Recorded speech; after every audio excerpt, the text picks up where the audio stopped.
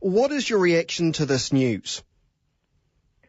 I'm quite shocked, to be honest, just that the news has come out, because they seem to, WADA kept pushing back further and further dates to give Kenya a chance to pass legislation through, and then they did so, and so most people thought, well, now they've finally, under enough pressure, made the changes needed, and we thought that was going to be the end of it, and now here WADA have come back and said that the legislation isn't going to be enough, and so they've ruled them non-compliant. Kenya has a history of producing top athletes, really. What would be the impact of Kenya not being able to compete? Oh, it'd be absolutely huge in track and field. They were the top medal winner at the most recent World Championships in Beijing last year. So if you consider that they were the number one track and field nation, and that's not just in distance running. They've now had success in the 400-metre hurdles and the javelin. They're succeeding in a breadth of events, not just in the long-distance running that they're most famous for. Do you think or suspect then there are other countries on the way, or even athletes that we'll hear about in the near future? From what I've read, that it's not just Kenya who they're threatening with these non-compliant statuses that they've issued.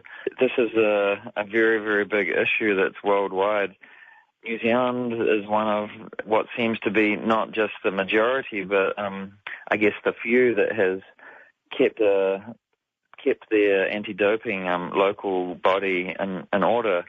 And there's just not enough money and a lot of corruption in many other countries around the world where they're not funneling the money in the right sources and making sure that they stick to code, and I guess they're just relying on the goodwill of the IOC and the IAAF and WADA to say, hey, we don't want to be unfair to the clean athletes in your nation, so you're still going to get through, so don't bother wasting your money. It seems like that's the way that it goes, but no, this is a much bigger issue, and perhaps that's why WADA, perhaps, I don't know for sure, is perhaps going after the biggest fish of them all in track and field, and that would be Kenya, or one of the biggest fishes, to send a clear and strong message rather than getting all of this negative publicity that's been coming our way. Kenya has been phenomenal when it comes to expanding its dominance in long-distance running.